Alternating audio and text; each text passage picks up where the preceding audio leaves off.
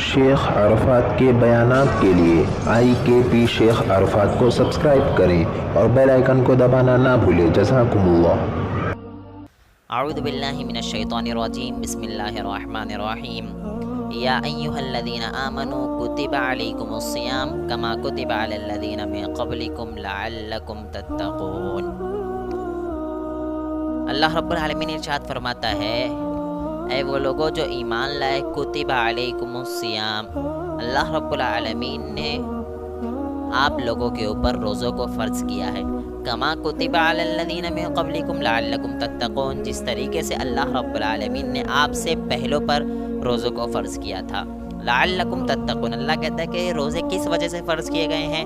لعلکم تتقون، تاکہ تم لوگ اللہ رب العالمین سے ڈرنے والے بن جاؤ، اللہ رب العالمین کا تقوی اختیار کرنے والے بن جاؤ۔ پتہ یہ چلتا ہے کہ جس طریقے سے انسان دنیاوی زندگی میں کوئی نیو کار لیتا ہے یا کوئی نیو بائک لیتا ہے، جب نیو کار یا نیو بائک لے کر اس کو لے کر جب وہ چلتا ہے، روڈ پر نکلتا ہے، تو جگہ جگہ پر اسے بریک مارنا پڑتا ہے۔ کہیں کوئی بچہ سامنے آ گیا تو اسے بریک مارنا پڑتا ہے، کہیں کوئی انسان سامنے آ گیا تو اسے بریک مارنا پڑتا ہے، کہیں کوئی اسے جانور سامنے آ گیا تو اسے بریک مارنا پڑتا ہے، اسپیڈ بریکر آ گیا تو اسے بریک مارنا پڑتا ہے۔ تو جب ایک انسان نیو کار یا نیو بائک لیتا ہے تو اسے جب وہ ایک دم سے نہیں چلا سکتا ہے۔ فور ایگزامپل اگر کوئی کہہ لے کہ پٹھان واڑی سے لے کر کالونی تک بغیر بریک کے آیا، تو کوئی انسان مانے گا؟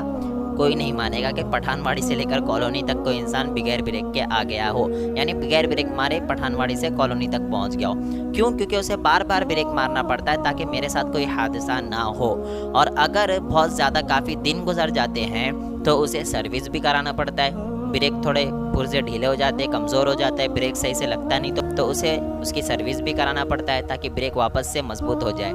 اسی طریقے سے شریعت اسلام کے اندر بھی ایک انسان، ایک مسلمان، ایک مومن اللہ رب العالمین سے دور ہو جاتا ہے، دنیاوی مصروفات میں اتنا زیادہ پڑ جاتا ہے کہ اللہ رب العالمین کو بھول جاتا ہے، نمازیں چھوڑ دیتا ہے، صدقہ و خیرات چھوڑ دیتا ہے، غریبوں کی مدد کرنا چھوڑ دیتا ہے۔ جب یہ تمام چیزیں انسان چھوڑ دیتا ہے شیطان کے وسوسوں میں آ کے، شیطانی خیالات میں آ کے، تو اللہ رب العالمین نے ایک ایسا مہینہ رکھا ہے تاکہ انسان، یہ اللہ رب العالمین موقع دیتا ہے کہ انسان ہو سکتا ہے پلٹ جائے، انسان ہو سکتا ہے رمضان المبارک میں اللہ رب العالمین کے پاس آ جائے، پلٹ جائے۔ اللہ کہتا ہے لعلکم تتقون، سارا سال جو آپ نے گناہ کیا، اللہ کی نافرمانی کی، لوگوں کے ساتھ ظلم کیا، اللہ رب العالمین ہر وہ کام کیے جس سے اللہ ناراض ہوتا ہے، اللہ کہتا ہے بس رمضان آ گیا، اس پر کیا کر لو؟